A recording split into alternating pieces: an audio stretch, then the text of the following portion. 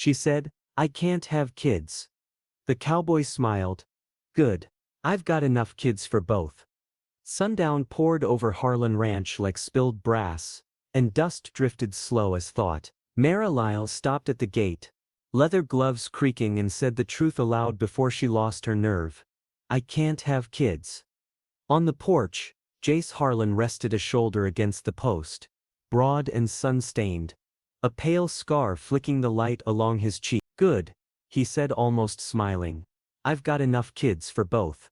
From the corral came 4 different notes of laughter, sharp, shy, bubbling, drowsy, then a hush as if the land itself leaned in. Mara heard the creek whisper over stone, and the faint rattle of a tin roof. A rag doll with missing eyes lay on the step. Beside it, a small set of boot prints overlapped a man's stride, and another set wandered sideways like moonwalking in daylight. Sleepwalking, someone had warned her. She had come to teach letters and numbers, to place order where storms had lived. Yet something here was already arranged into a mystery. Why were none of the children his by blood? Who left the half-knit scarf on the window bench? Needle paused mid-stitch for a hand that never returned. Why did Jace's right sleeve hide a burn mark shaped like a river's bend? Why did the most petite girl flinch at church bells but chase thunder? A wind rose from the ridge and carried the smell of wet iron, though the sky shone cloudless. Except, if you watched long enough, a seam of darker blue gathered beyond the cottonwoods, like ink secreted for a signature no one wanted to read. Mara lifted the latch.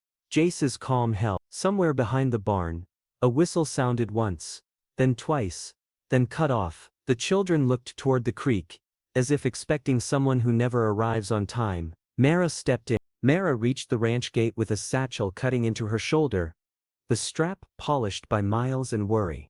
Harlan Ranch spread in a modest sprawl, a tin-roofed barn patched with rivets, 2 sun-bleached sheds, and fences that leaned like stubborn old men. Wind combed the hayfield, and carried the smells of horses, iron and creek water. The valley seemed to pause, weighing the newcomer with a practical gaze. She steadied her breath, and pushed the gate. Hinges sighed like someone finally answering a question. Jace Harlan stepped from the porch, broad-shouldered, hat-tipped, a week's beard catching late light. His eyes were attentive without judgment. You made good time, he said, voice low enough that the breeze nearly kept it. Mara nodded, dusting her worn dress with gloved fingers. Road held, she answered. The barn roof pinged as heat slipped out. A gelding stamped once inside a stall and settled, as if deciding she could stay. 4 children collected at the corral, curiosity tugging them forward while caution held them back. Jace crooked a finger and the procession edged closer. This is Caleb, he said, setting a hand on the shoulder of a sharp-eyed boy with a narrow scar along his jaw sturdy as a fence post. Lila, he continued, when a slight girl peeked around Caleb's elbow, soft-spoken even in how she breathed.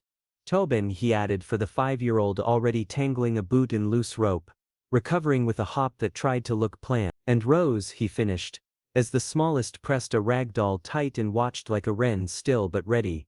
Mara opened her satchel and drew out a primer, a slate and chalk wrapped in cloth. I came to teach if you'll have me, she said. Her voice stayed steady, though tenderness moved underneath. Caleb studied the slate like a tool he meant to master. Lila watched her hands rather than her face, learning how the chalk turned. Tobin drifted toward the fence, then scooted back with a solemn nod to no one. Rose kept her gaze on Mara's mouth as if reading words before they formed. Jace held Mara's gaze. Town says you're a teacher, he said. Town didn't say why you came this far. She drew a breath that felt like stepping onto a river rock that might roll. I can't have children, she replied. Not as confession or plea, only as whether she had learned to walk inside. Jace nodded, receiving it like the day's temperature. Good, he said plain. I've got enough kids for both. The sentence landed without pity, and something inside Mara loosened that had stayed locked since a doctor's office closed its ledger. They walked the perimeter while the children trailed behind like sparrows shadowing a wagon. Sunlight shattered on the creek, laying bright coins across water clear as glass. Grasshoppers sprang from their steps. A hawk circled and slid toward the ridge. Jace pointed out the winter haystack, the corral he meant to rebuild before frost. the corner where a fence surrendered to last year's snow. He spoke in short, exact sentences, the way a man does when words pull weight. Mara matched his pace, and felt her own heartbeat fall in with the ranch's rhythm. Fence, field, sky. Where did they come from? She asked, gently, tipping her chin toward the children now counting pebbles.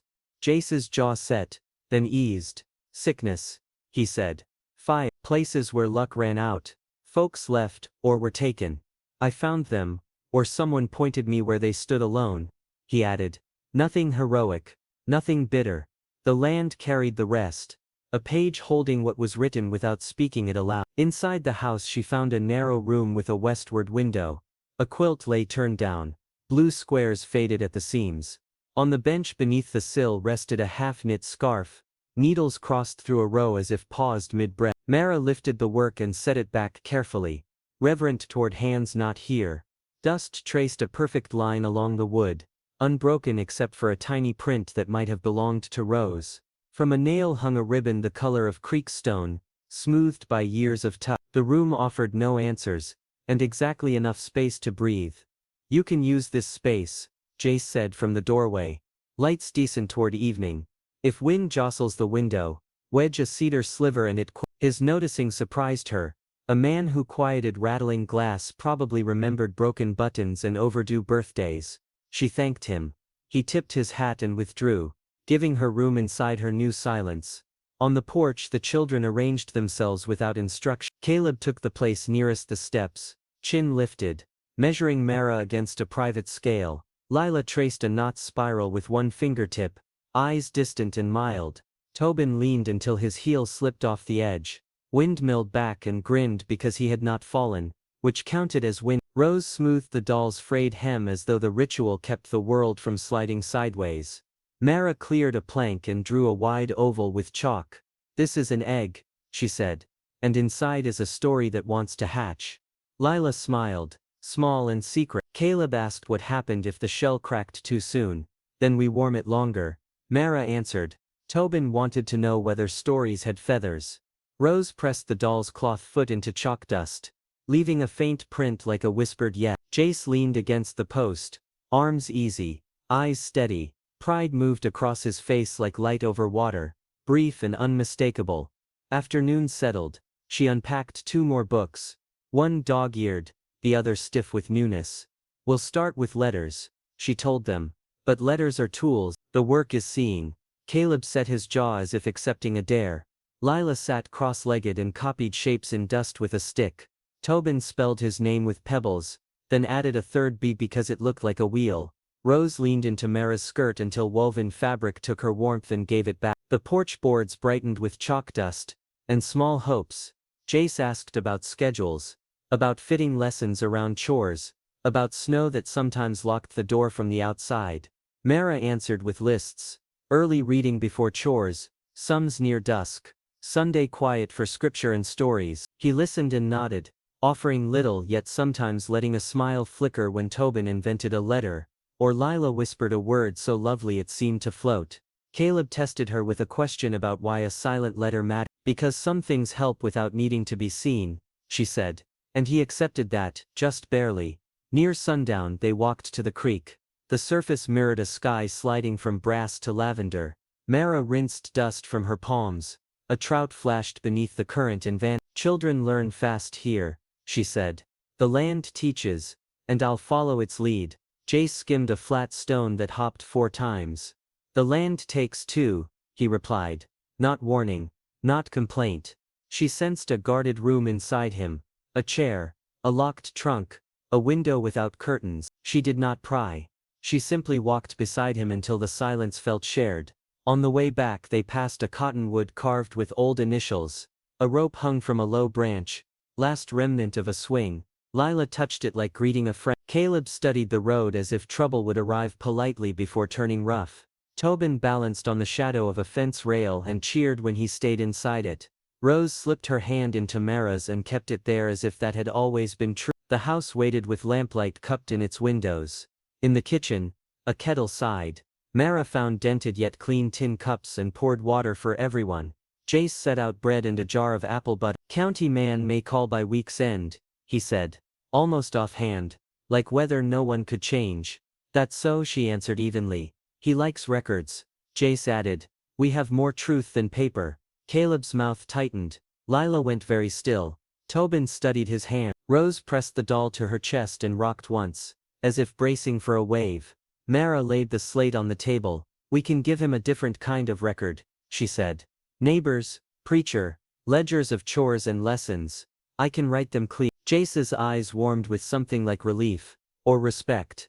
All right, he said. We'll show him what a family looks like when it isn't drawn by blood.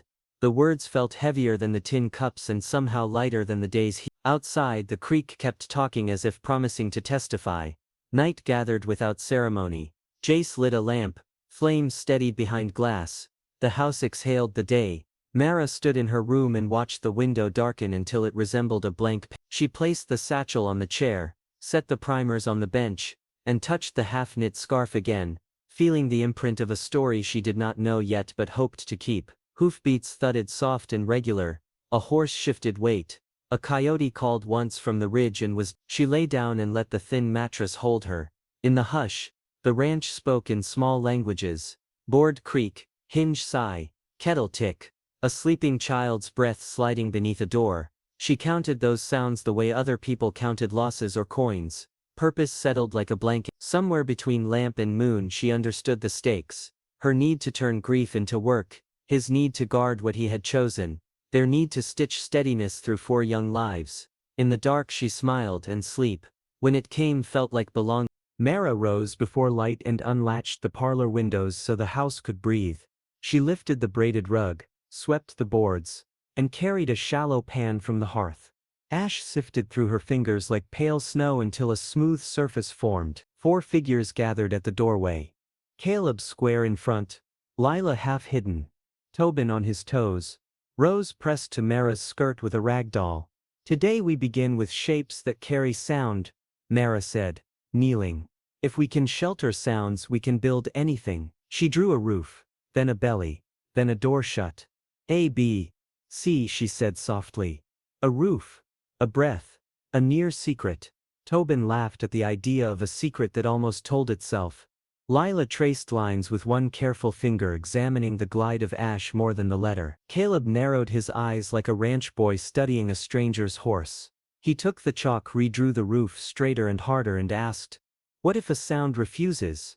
Mara placed SH beside other letters to show how placement tamed mischief. Friends corner runaways, she said, smoothing the pan clean and starting again while patience kept the room gentle. Jace stood in the threshold with his hat hanging from 2 fingers, boots quiet, face unreadable. He did not interrupt. Presence alone steadied the room. When Mara looked up, he tipped his chin once. Continue. Caleb kept testing, fishing for traps hidden inside rules. Lila whispered each curve as if coaxing shape into voice.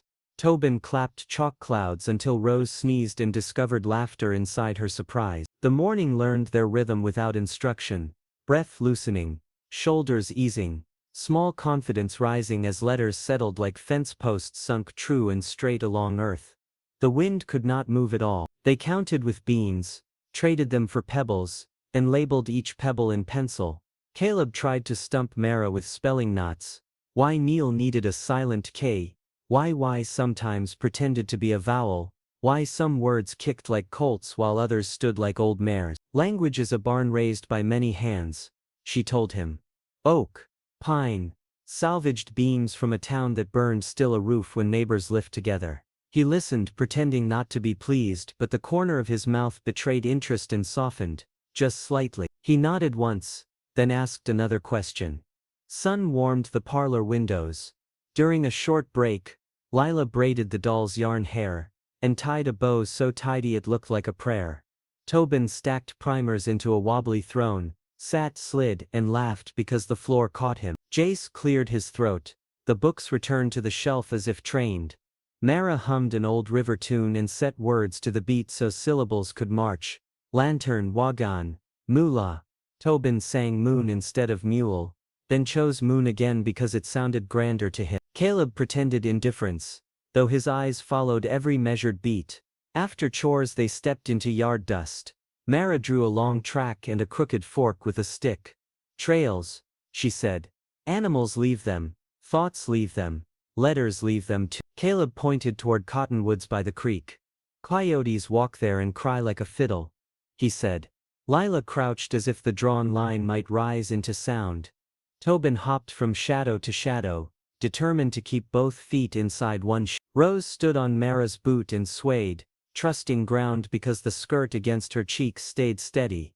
The valley listened, heat shimmering above grass and stones. Back inside they read a page about a lantern lost from a wagon at dusk. Caleb spoke each sentence like a boy testing a plank before stepping. Lila read softly, accuracy perfect, as though placing cups on a shelf. Tobin celebrated mule forgot it, then preferred moon. Rose climbed into Mara's lap and slept between one noun and the next. A small heat that anchored the world. Jace nodded once, pride passing across his face like light across water and vanishing before anyone named it. The page closed and breath moved together, easier, calmer, like cattle settled. For good measure. Afternoon air carried hay and yeast. Mara pulled a tin whistle from her satchel and played a river melody, then folded the tune into a clapping game that matched beats to syllables. Caleb held out for several measures, then joined without comment. Lila met every beat as if she had waited years for permission to be exact. Tobin overshot, undershot, then landed right and whooped, chest out. Rose woke, smiled at general joy and clapped once like an amen. The room seemed wider than its walls, lighter than its rafter. Even Jace's stance eased, shoulders lowering as rhythm proved dependable. Night came clean. Long after the lamp dimmed, a small figure drifted through the hallway with eyes open and far away. Rose moved like a leaf on current, bare feet soundless. Mara slipped from bed, followed with a hush, and let the afternoon melody ghost the dark. The child paused at the parlor threshold, tilting toward the ashpan as if words still glowed there. Mara knelt and offered a hand. Rose placed the doll in it first, then her own warm fingers, and allowed herself to be steered back to bed while the song held. Peace returned like tide. Dawn brought a claim that the air smelled like pancakes. Tobin made it. Jace raised an eyebrow, then mixed batter anyway, surrendering without saying so. Caleb tried to hide delight and lost the battle during his second helping. Lila washed the pan until it gleamed. Rose leaned against Mara with sleepy approval. Day resumed its braid. Chores, lessons, small games, mending and reading under the window where light fell like a gentle verdict. The ranch accepted the pattern as though it had been waiting for someone to name it and keep time. The creek kept whispering beyond the cottonwoods. As lessons multiplied, Mara noticed the distance Jace guarded. He never disappeared. He stood back a step, careful as a man keeping glass safe during wind. When their hands brushed while passing the ledger, he shifted aside as though heat still rode the iron he had mended. She told herself patience is a language the lonely can learn. Even so, her heartbeat quickened whenever softness escaped his caution. Half smile at Tobin's stubborn moon, a crease smoothed by Lila's perfect loop, glance warming after Caleb's difficult question. Rumor rode the road from town. A county official might examine guardianship soon. Caleb's jaw tightened. Lila went very still, as if stillness might keep strangers away. Tobin asked whether officials liked pancakes. Attempting courage through mischief, Rose pressed the doll to Mara's forearm and did not let go. Mara gathered them under the cottonwood and restarted the clapping game until breath matched beat. "We know who lives here," she said. Caleb asked if papers weighed more than truth. "Sometimes papers carry truth to people too far to visit," she answered.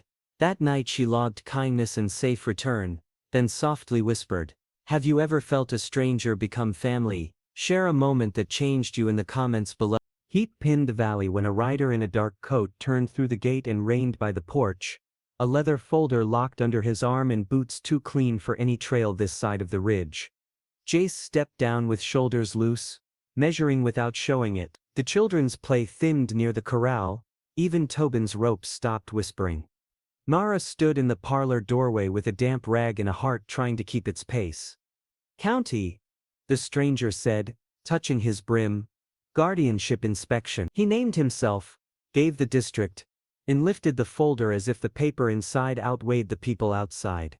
Jace did not move aside so much as he absorbed the man's momentum and turned it toward the table by the window.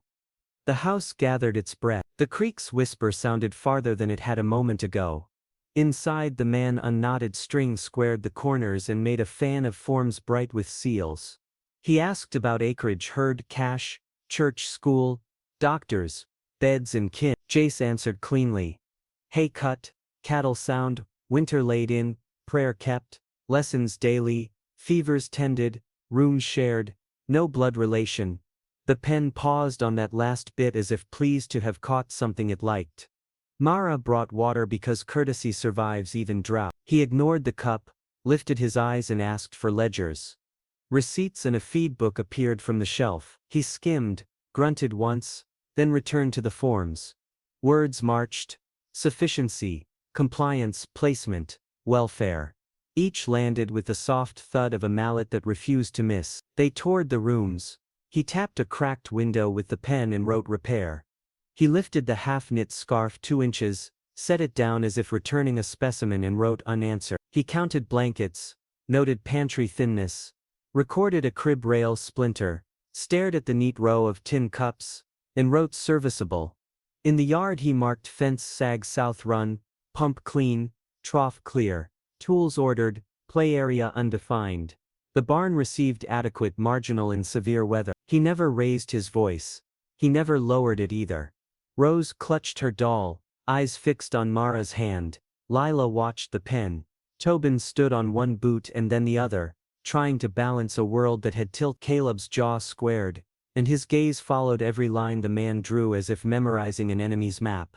Back on the porch he read a prepared paragraph. 4 minors present without probate orders. Adoption records or kin consent. Custodial claim asserted by Jace Harlan. Documentation insufficient. Explain placement, he said, pen hovering.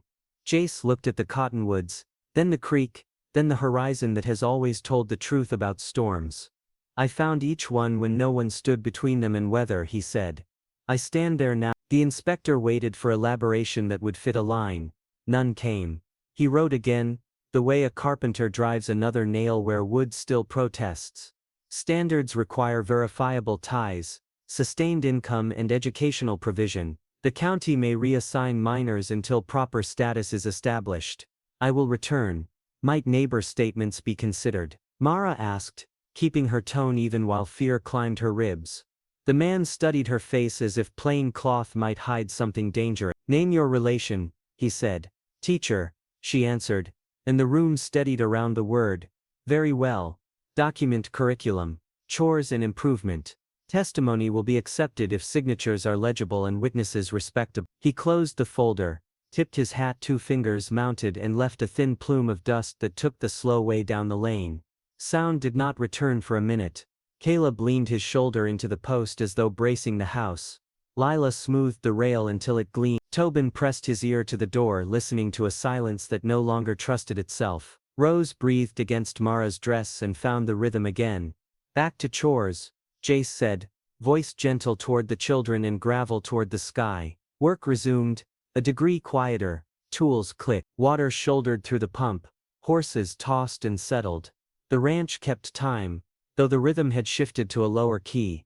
Mara carried paper, ink, envelopes, and the good pen to the table by the window where light stayed honest. She listed names for support, the preacher with careful hand, the storekeeper who saved flour sacks, the widow on the ridge whose boys traded fence work for supper, the blacksmith who loaned a brace when the storm split a hinge, the doctor who sent a kid on a flooded night, the school board chairwoman stern and fair, the neighbor girl who sometimes rid with Lila under the oak. She wrote steadily, like a person laying boards across a ravine. Jace moved around her without noise, building scaffolding of proof. Feed tallies, shoeing dates, sales slips and a ledger page for lessons begun. When their fingers touched over the stack, both drew a quick breath. Not romance, recognition, 2 people shouldering the same beam.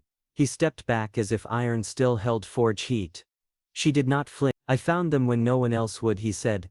Lower now, handing her the sentence that had built this house long before nails. I'll fight for them, she answered, binding the words to the paper with a line that did not waver. Outside, the creek threw a brighter coin of light and then hid it beneath a shadow that looked like a warning rather than a cloud. Play returned in shapes that looked like work. Caleb fetched water with deliberate care and set each bucket like an oath. Lila folded linens until corners kicked. Tobin counted nails by size and argued himself into the right answer. Rose carried pebbles from path to step and back, practicing ownership over something that obeyed. Mara drafted curriculum notes. Caleb mastering compound words. Lila writing with speed. Tobin adding honest. Rose naming letters by touch. She added the hymn they loved because memory matters to officials who have never watched a child fall asleep mid-verse. She sealed the first set of envelopes with wax and the end of a hairpin, then wrapped them in oilcloth because weather prefers soft targets. Heat slackened. A bruise of cloud gathered beyond the ridge, purple threaded with lead. Horses lifted noses and tested the air. The tin roof pinged like cooling iron. On the steps, Jace and Mara sat with the plan between them. At dawn she said, "I'll visit the chairwoman, then the preacher, then the ridge. I'll take the store, the smith, and the doctor before the road fattens," he replied. They looked like people at the mouth of a long climb who had chosen it anyway. Wind probed the eaves and returned with a darker voice. Somewhere a loose hinge made one soft complaint and then held. "Why the scarf?" she asked softly, eyes on the window where evening thinned. Jace rubbed the back of his neck and answered after a beat. "Someone tried to stay," he said. "She left sooner than the children needed. Grief is a fine tailor. It fitted each of us tight. I do not fault wanting air. I plan better now." The confession arrived without ornament and rested between them like a tool laid down after use. Mara closed her fingers around the packet of letters and felt how much it weighed. Thunder rolled far off. Not loud, only inevitable. The inspector's dust had already fallen, but the house held a hush that meant verdicts had been announced and preparations were underway. Jace checked the roof seam. Caleb braced the cellar door. Lila folded linens with perfect corners and placed them in a dry box. Tobin counted candles and matched them with dry matches. Rose drifted toward sleep, thumb on the doll's hem. Mara tied the letters with twine and tucked them beneath her arm. She did not confuse hope with assurance. She simply stacked work between thread and the children until the wall felt real. Rain arrived in decisive drops that dotted the dust and released the smell of iron. Jace pulled the final nail into place and came back to the steps, wet along his hat brim, eyes steady. "Tomorrow," he said, "we'll start the rounds." Before first light she answered, "I'll speak first to the chairwoman." He nodded. "I'll ride to the store and the smith." Lightning stitched a crooked seam across the northern sky, bright enough to show the cottonwoods holding fast. The valley gathered itself and the house did the same. The porch boards knew where each foot would fall, and the door knew how to close without slamming. The porch light steadied them. Thunder shouldered over the valley before noon, close enough to taste, and the light went green as pond water while the tin roof rattled like a shaken pail. Mara barred the shutters, wedged cedar slivers the way Jace had shown her, and set a kettle on because heat and water kept hands from shaking. Rose, cheerful as a sparrow at breakfast, slowed by midday and leaned against Mara's skirt without a word. When Mara touched her cheek, heat surged beneath the skin like banked coals catching wind. "Cold," Rose murmured, though fever burned bright across her brow. Mara lifted the child, light as kindling, heavy as fear, and carried her to the small room. She stripped the quilt to a sheet, filled a basin from the bucket, wrung a cloth until it dripped in a thin, steady line, and laid it against the child's forehead. Rose sighed, flinched, and went quiet with that fragile, frightening quiet that tells more truth than a cry. "Stay with me," Mara whispered, and began to hum the river tune that had led Rose home from sleepwalking nights. By mid-afternoon the storm had the ranch in its fist. Caleb hauled buckets inside and set them by the hearth with a jaw squared against the part of him that wanted to watch the road. Lila folded linens she had already folded once, smoothing corners as if order could bargain with weather. Tobin counted the flash and thunder, lost the count and started over with heroic seriousness. Jace stood between parlor and kitchen, hat in hand, gaze running over hinges, panes and children like a man taking inventory of everything that would be asked to hold. Lightning split behind the barn, thunder answered before breath returned. Rose's cloth warmed instantly. Mara dipped, wrung, cooled neck, wrists, in the soft hollows where heat yields first. Lila knelt near, holding the bowl without being told. Caleb paced the short hall, fetched dry kindling, stood again, hands useless and furious. Tobin brought a tin cup as if water itself were a spell. "Doctor?" Jace asked, already turning toward mud that clung like blame. "We need him," Mara said, and he moved. Coat, gloves, the good kerchief out the door before Thunder could object. He did not promise to be quick, he promised by leaving. Hooves struck clay like fists on a locked door. The gate banged, the sound fell behind him. She pulled the rocking chair close to the hearth, settled Rose across her lap, and cooled her with cloth after cloth. The river tune ran softer now because fever breaks loud things and bends quiet ones toward healing. Rose's eyes slid open once, glassy and far. "Come back," Mara breathed, steady as a ledger line. Lila dabbed the doll's rag hem dry and tucked it into the crook of Rose's arm like a charm. Caleb returned with more water, set it down too hard and whispered sorry as if sound itself might topple the night. Tobin stood in the doorway as a small guard, daring the storm to try the sill. Wind pried at a shutter. The stove ticked. The house breathed in its old languages of hinge and board. Mara watched the space between Rose's inhales and exhales, willing the length to hold. A memory flashed, an office door closing, a clock that gave answers she would not accept, and passed like a cold hand from shoulder to wrist. She pressed the cloth again and made the old sorrow serve, not rule. "I am here," she said, and steadiness returned enough to share. The door burst wide. Jace came through with rain on his shoulders, and a narrow man behind him whose bag clicked like a lock. The doctor's spectacles had fogged. His voice was brisk without cruelty. "Where?" he said. Jace pointed. Examination lasted the length of a practiced prayer. Pulse, pupils, tongue, skin, the quick lift of ribs, the sound hiding in the chest. "Fever," the doctor said, which named the storm but did not end it. "Cool her. Small sips. We ride the night until it tires." He measured drops into water, set a powder to cheat heat and gave orders without drama. Caleb to keep the fire modest. Lila to count breaths in 5-minute watches. Tobin to guard the lamp and call when the wick needed trimming. Duties made the room larger. Hours stacked like firewood. Caleb stoked, then stood back. Lila counted and counted again, whispering numbers like beads. Tobin jolted awake each time his head dipped, blurted, "Lamp," and smiled because doing it right felt like beating the storm. Mara sang, cooled, turned the pillow, cooled again, waited, prayed, waited more. Jace stood with his hands empty and his will full, every muscle still because stillness was a way to help. Sometimes he knelt and held the basin so she could ring without twisting. Sometimes he stepped to the porch and returned wet, certain present. The doctor listened, adjusted, nodded, patient as a man who had outlasted worse nights in poorer houses. Near midnight the wind went from nails to beads. Rain gently. The swollen creek lowered its voice to something that worked instead of warned. Rose's heat climbed once more as if testing whether the dark would break with it, then falter. Mara felt the change first under her palm, then along her forearm, then inside her chest like a bell answered from far away. The doctor leaned close, listened, nodded, shoulders dropping half an inch. "Hold her there," he said. "Give the body time to remember itself." They held the line. Breath in, breath out. Cloth changed. Spoon offered. Whisper given. Caleb's pacing stopped. Lila cried without drama, tears tidy and true. Tobin reported that the rain had decided to become a friend again. Jace trimmed the wick until the lamp steadied. Mara's arms ached, skin prune wrinkled from water, voice sanded by songs that kept their promise. Still she kept on because forward was the only direction worth anything.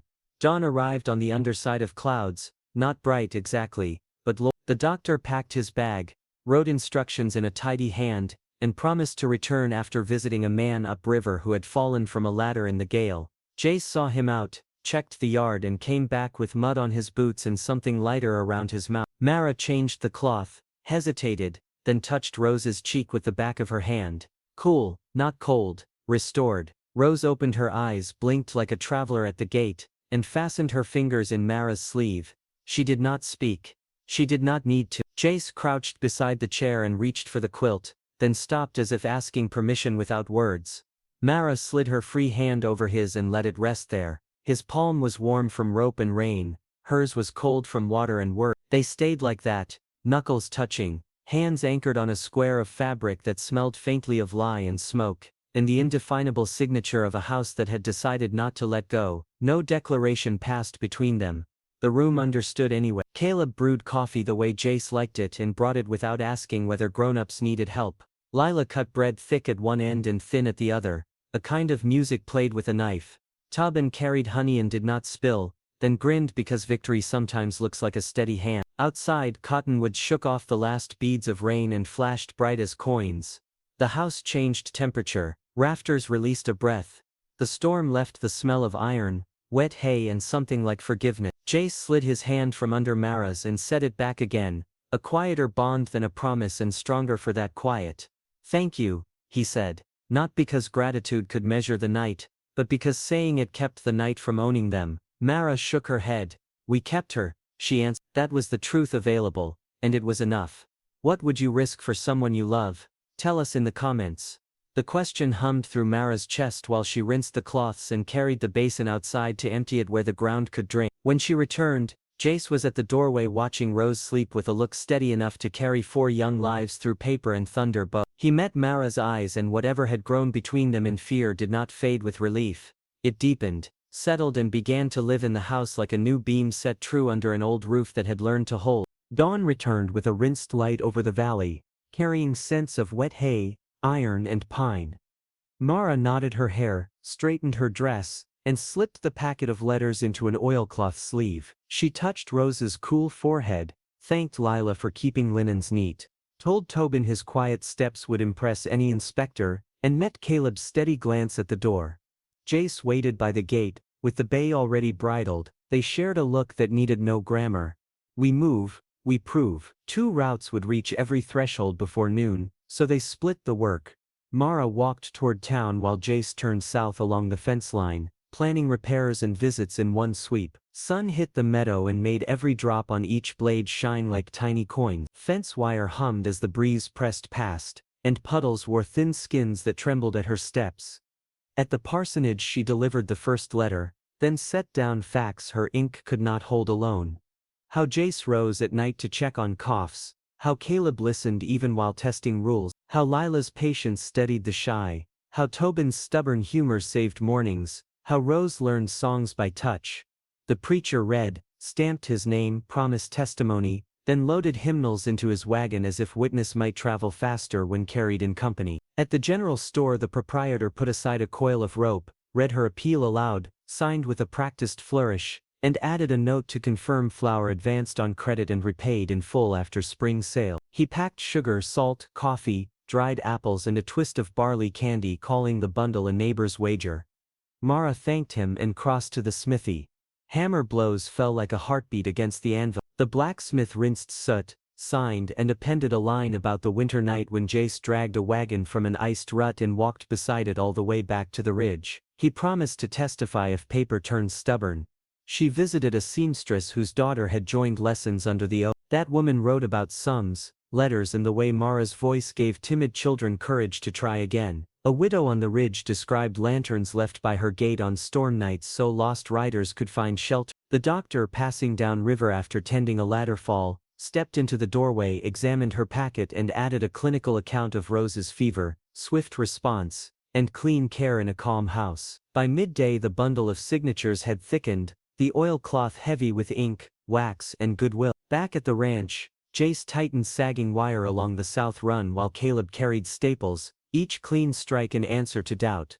Lila braided twine for temporary ties. Tobin chased an escapee hen, then stood laughing when it dodged him around a barrel. Rose, cooler and drowsy, paraded a wooden spoon like a scepter, and announced a soup decree. When Mara returned, dust salted her hem and satisfaction warmed her cheeks. She laid the packet on the table and exhaled, not from exhaustion, from relief that motion had become proof. Lessons moved outdoors because the day had opened its throat.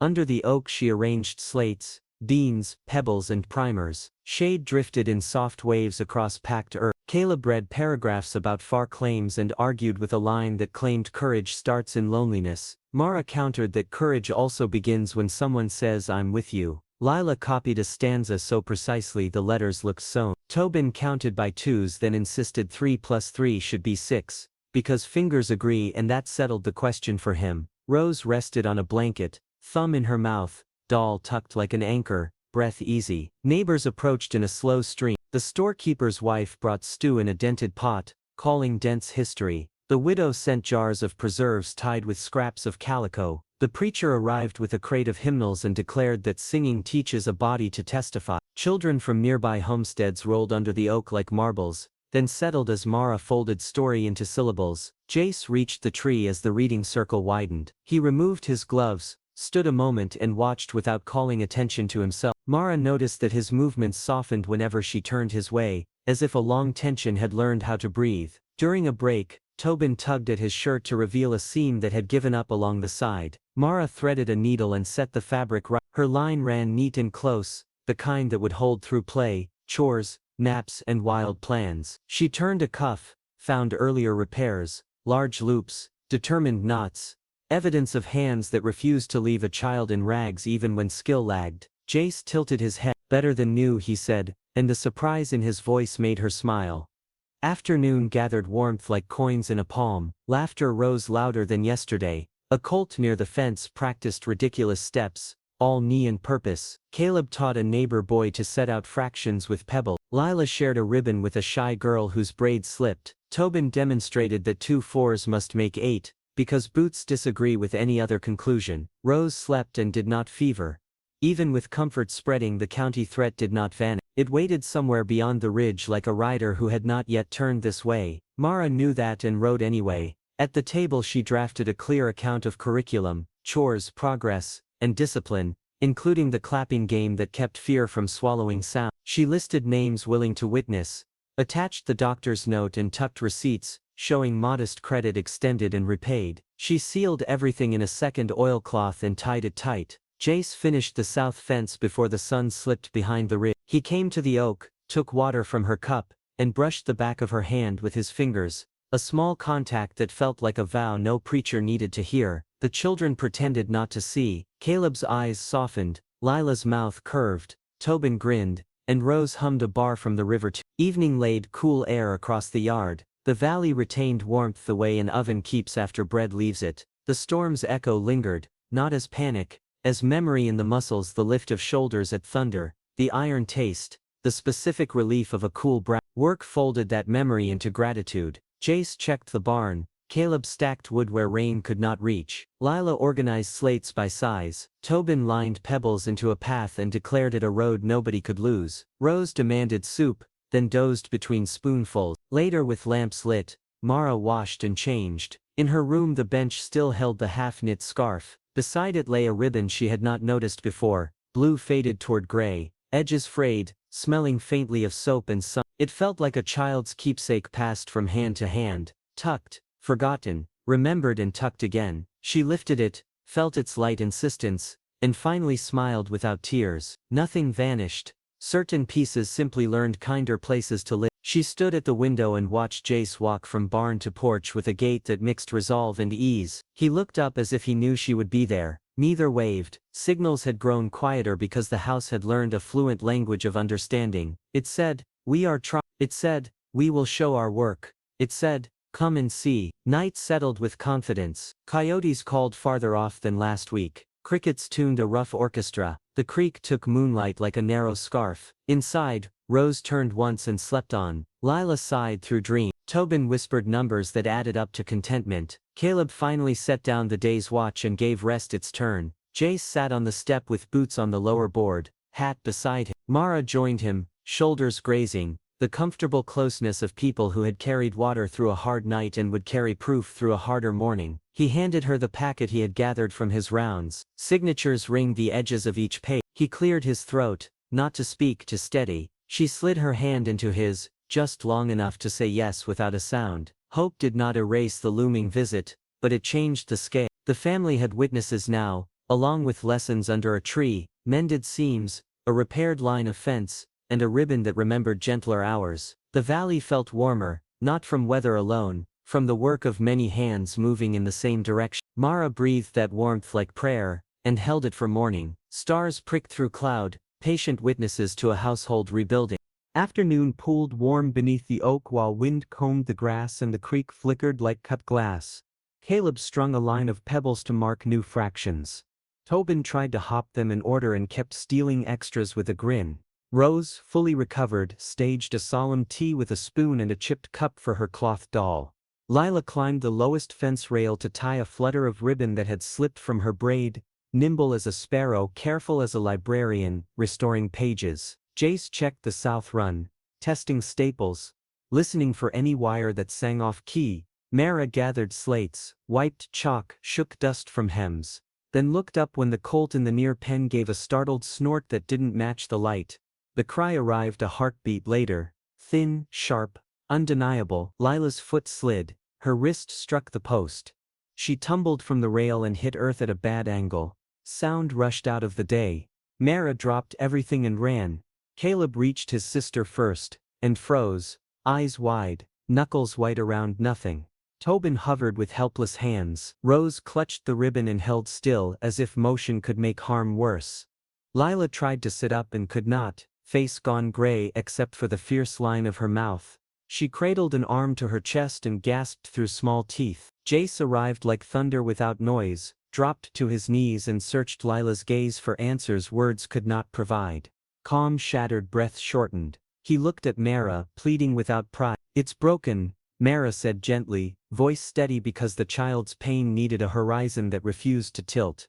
"We'll set it." She touched Lila's shoulder. "Look at me. Breathe with the wind, in and out." Lila's eyes locked on her. The girl followed each inhale as if following a lantern across a dark yard.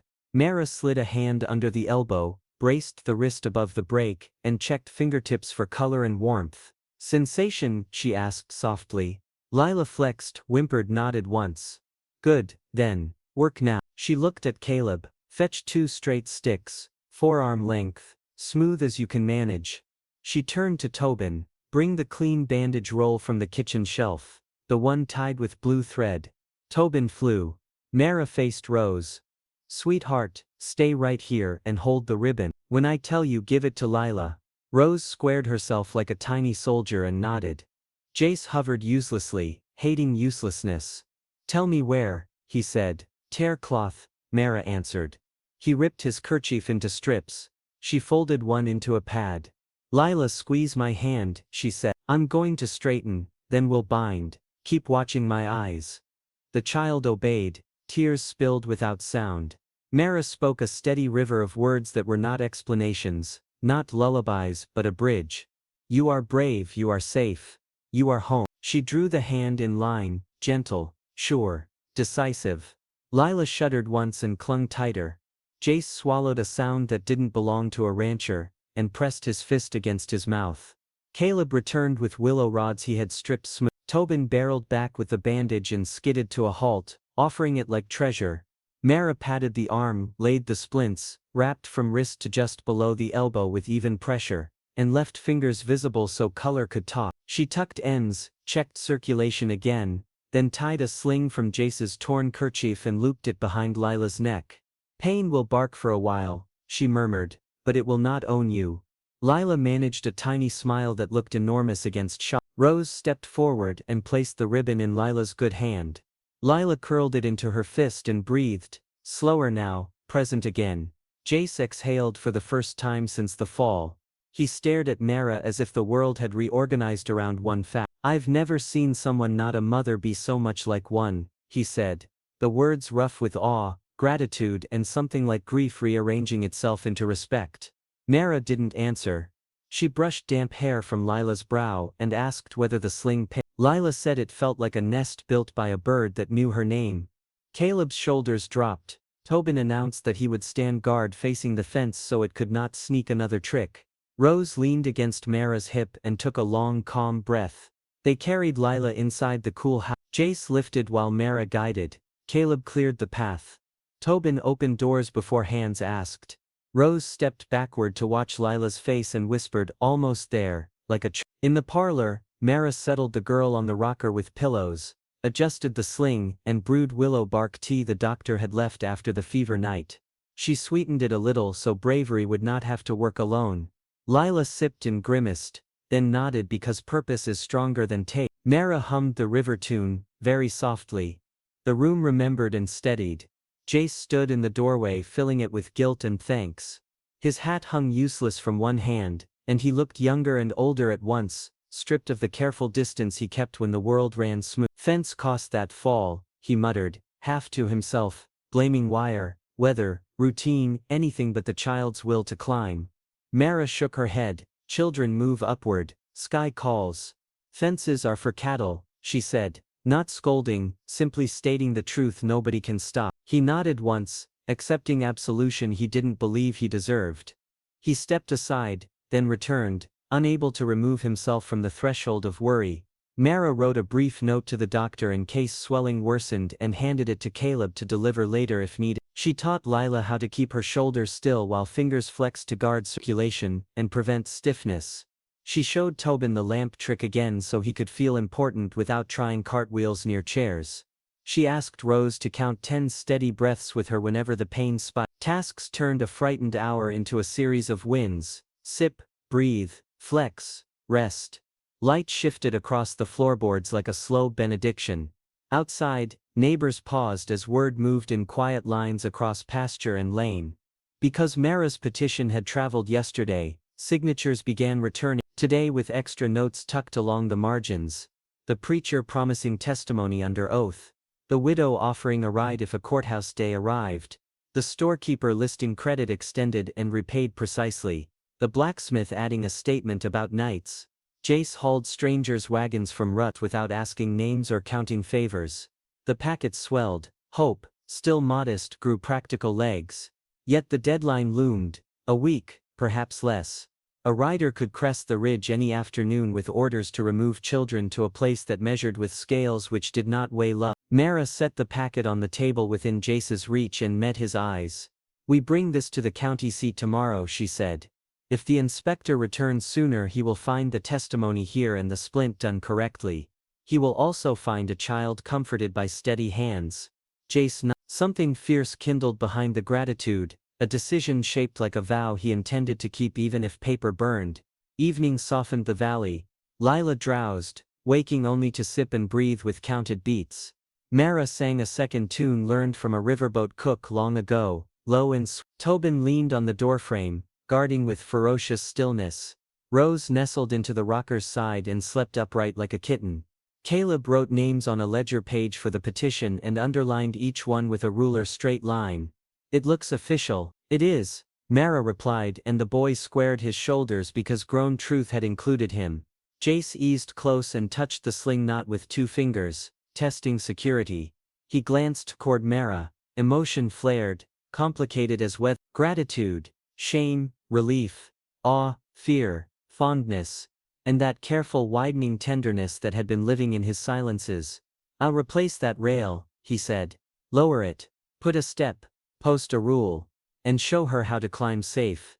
Mara added, "We teach balance, not fear." He breathed out a laugh that held ache and admiration in equal measure. Night approached with the smell of cool dust and damp cottonwood bark. The house carried its fragile triumph with the quiet of a candle that refuses to gutter. Lila's pain faded to a manageable throb. Sleep took her in small swallows, then all at once. Mara eased the rocker, readjusted pillows and pressed a kiss above the sling without waking the girl. She stood, legs tingling from kneeling too long, and turned to the door. Jace waited there, shoulders filling the frame, a man remade by an hour that had proven exactly what he guarded. "Have you ever seen love in action? Share your story below," Mara said softly, to the room, to the day, to the small fierce history they were building where documents could finally recognize the shape.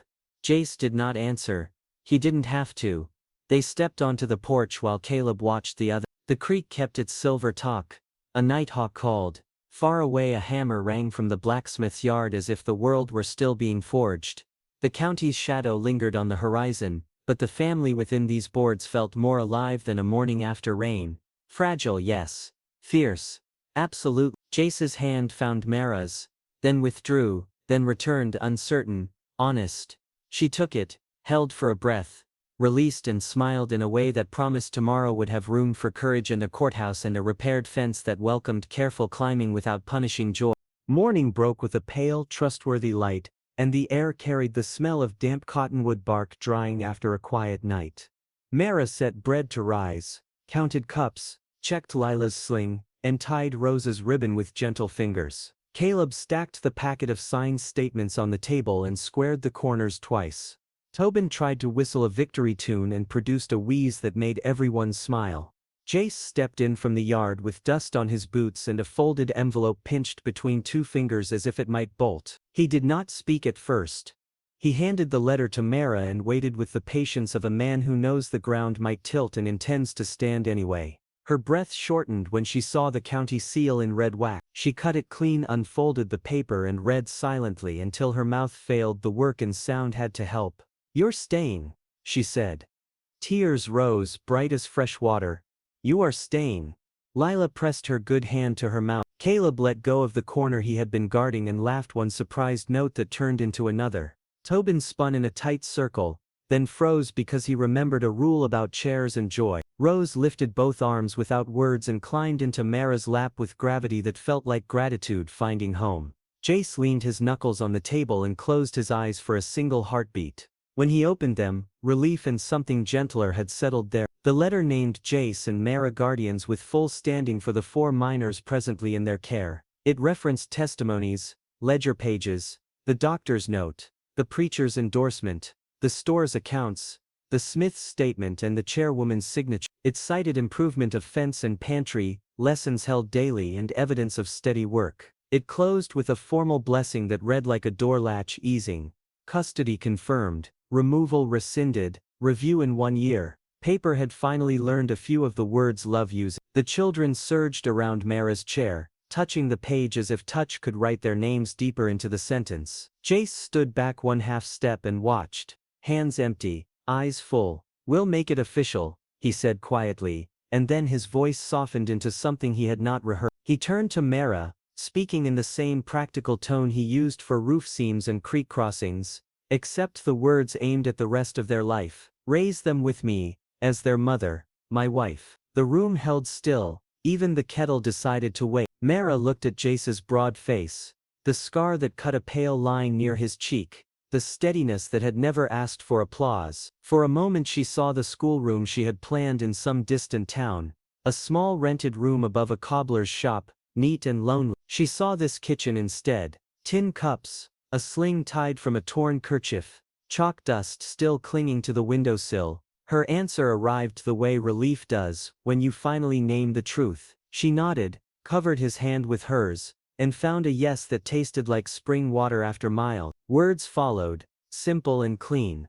"Yes." Caleb frowned with mock severity and asked about rules for husbands who forgot breakfast. Lila cried and smiled at once. Tobin shouted that weddings required cake and then blushed because shouting was for outdoor. Rose patted Mara's cheek as if blessing work well done. Jace released a breath he might have been holding since the day he first gathered a child out of bad luck and gave that child a place to sleep. He squeezed Mara's hand and then shifted into motion like the ranch itself had told him what came next. They made plans with the same thrift they used for winter stores. The oak would witness, because the oak had kept their lessons in shape. Lilacs might be coaxed from the widow's yard, copper bands hammered at the smithy, a prayer from the preacher, music from anyone whose voice wanted to help. No lace, no hired photographer, no fuss that might scare the day out of itself. Just the 2 of them, 4 children, and neighbors who knew the real cost of keeping promises. The preacher arrived near noon with a smile that belonged outdoors. He stood on the porch and tipped his hat at the new certainty in the room. "Paper caught up to Providence," he said,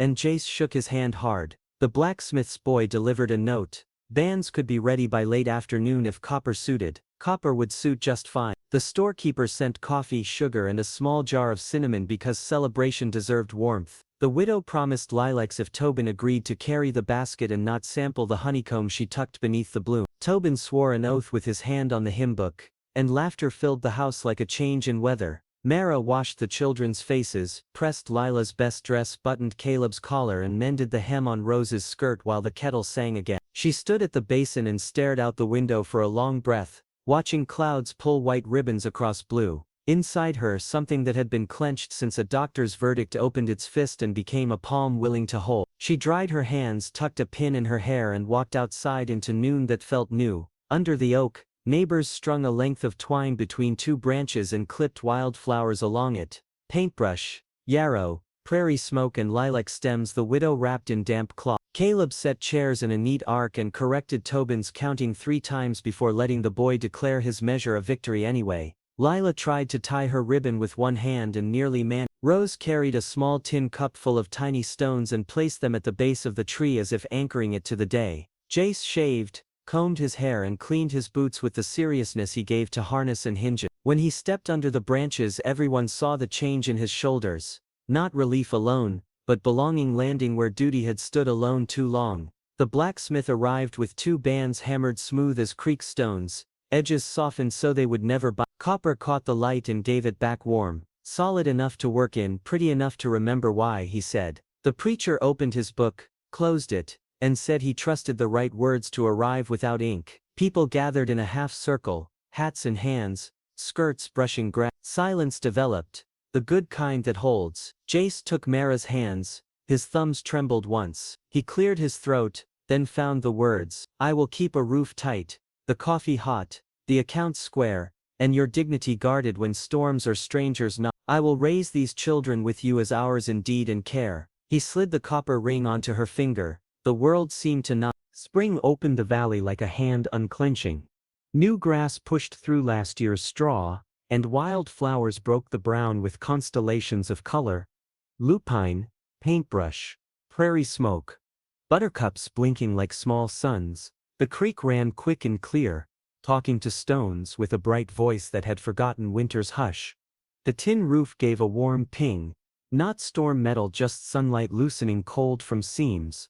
On the porch, Mara read aloud in a chair whose joints now sounded like contentment rather than complaint. Rose napped sideways across a folded quilt, thumb tucked all at guard with its stitched smile angled toward the door.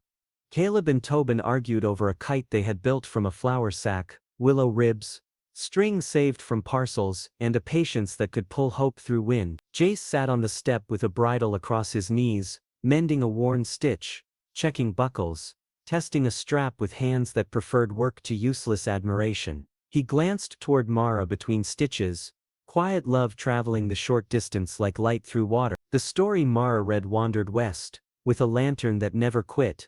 She didn't hurry it. She gave the words room to breathe like seedlings. Sometimes Rose sighed in sleep, and Mara smoothed her hair without losing the sentence. Caleb called for more string. Tobin insisted the sky owed them a gust, then laughed because obligating weather sounded like something a sheriff might try. Jace threaded his needle again and took another pass over leather that had carried miles and meant to carry more. When the boys finally got the kite to lift, it tugged as if the valley itself had been waiting to exhale. Blue held it and the tail snapped as though clapping for itself. Rose woke just in time to clap too, then fell back into warm dreaming with a smile that kept its promise. Mara lowered the book and let silence stand where sentences had stood. She looked over the yard, the oak shouldering a deeper green, the practice rail lowered to a safe height with steps on either side, the garden rows lined straight, the chicken run repaired with twine where wire would come later. She had learned every sound this place made when it was at ease. Horses switching tails, water purling around a bend, Lila's laugh when a story pleased her, Caleb's measured voice when he explained a sum, Tobin's trumpet of victory when a stubborn knot finally yielded, Rose's small night murmur while rolling from one dream to another. A cool breeze carried the smell of lilac, yeast and leather warmed by sun. Jace tied off his thread and looked up into her gaze like a man gladly caught. She said it softly, the truth that had waited behind her lungs for years. I thought my life was over. It was just waiting. He set the bridle beside him, came to her chair and rested a hand on the arm as if anchoring words where wind might steal them. You're the mother of this home, he said. No flourishes, no speech fitted for crowds, only the single sentence that lit the porch brighter than noon. She did not cry. She had wept when the letter came. She had laughed under the oak when copper shone on both their hands. Today she received the sentence the way a field receives rain that knows exactly where to fall. The boys whooped as the kite went higher, a white scrap suddenly wider than words. Lila stepped out with her sling off at last, careful but sure, to hold the string for a little while and feel pull translate into joy. Rose climbed into Mara's lap, and leaned her head against a book still warm from the last paragraph. Read more? Rose asked without opening her eye. After pie, Tobin yelled from the yard, certain that pie was inevitable the way mornings are. Caleb reminded him that chores had votes. Jace said he would handle wood while they finished 2 rows of weeds in the garden. The house agreed by breathing in a rhythm everyone knew by now. Work, laughter, rest, gratitude. repeat. Mara watched the kite tilt and find its balance again. She thought about doors that had closed and doors that had waited for her hand. She thought about nights when sorrow sat like an unpaid bill at the table, and mornings when a child's hand in hers overruled 5 years of silence. She remembered the county seal and the way the word staying had settled into the floorboards, the copper bands that did not shine as bragging but as promise, the ribbon discovered beside a half-knit scarf, and now tied to the practice rail like a flag that meant perseverance rather than surrender. Choice had built this family, Choice maintained it every day, and Choice would carry it forward when papers yellowed and officials forgot names. Blood had written other stories out here. This one spoke another language entirely, a dialect of steadiness, repaired seams, counted breaths, and honest meals. String, Caleb called again. Jace tossed a fresh line. Lila took it, handed it to him and said, "Don't let go unless you mean." Tobin announced that meaning it was his specialty. Rose slept deeper, the kind of nap that tells a house it has done its job. The kite swerved, righted, swerved again, then rode smooth. A hawk watched from a timber and decided the strange cloth creature was not worth a quarter. The creek, busy with its own errands, argued with a rock and then laughed at itself. The garden already showed the ambition of peas. Horses drowsed in bars of sun. The anvil at the smithy down the lane rang once and then fell quiet, a reminder that work belonged to a community as big as a county and as small as a porch with 5 chairs. Mara set the book on the rail and threaded her fingers through Jace's. Copper clicked light. He kissed her knuckles without ceremony. "I like ordinary days," he said. She nodded. "So do I." Ordinary was a feast when you had eaten storms. She stood, stretched and helped Rose shift into a better nest of quilt and pillow. Jace gathered tools and the bridle. Caleb reeled in string and handed Tobin the last few feet so the little brother could say he landed the sky. Lila placed a flower on the porch step and declared it a marker for a promise kept. The house made a kindly sound in its rafters and let the sun walk a warm path across the floor. Neighbors would come by later with stories, milk, cards, and the sort of news that cares more for faces than headlines. Some evenings they would all sing under the oak. Some mornings they would ride to the river and watch light print silver names along the surface before breakfast. On Sundays the preacher would ask how many blessings fit into 1 week, and the children would lift fingers until counting turned into laughter. The inspector might ride past someday and tip his hat at a fence mended again. The chairwoman might send another note saying the review could wait because outcomes spoke louder than stamps. Papers would be filed, dusted, stacked. The life would remain. This family wasn't born of blood, Mara said, voice low, words stretched to reach anyone standing at a different porch far away, but of choice. Jace squeezed her hand once, then again. Caleb nodded like a foreman signing for a delivery. Tobin saluted with the tail of the kite. Lila tied the ribbon to her braid and grinned. Rose slept on, smiling as if she heard applause from a quiet crowd inside her dream. What's next for them will warm your heart. Planting, reading, long rides to barter, new students under the oak, quilts stitched by many hands, birthdays marked with pie and honest gifts, a winter with more wood stacked than the last, a spring fuller still, a lantern that refuses to quit. They will argue, forgive, mend and learn into the years until time itself begins to claim them with the gentleness earned by faithful work. And when future storms come, as they surely will, the house will remember how to hold together and the people inside it will remember how to stand shoulder to shoulder with patience that does not blink. If this story of love and resilience touched you, hit that hype button. Subscribe to our channel for more Wild West tales of grit and heart. Share this with someone who needs to know family is who stays. Ride gently, love deeply. Until next time.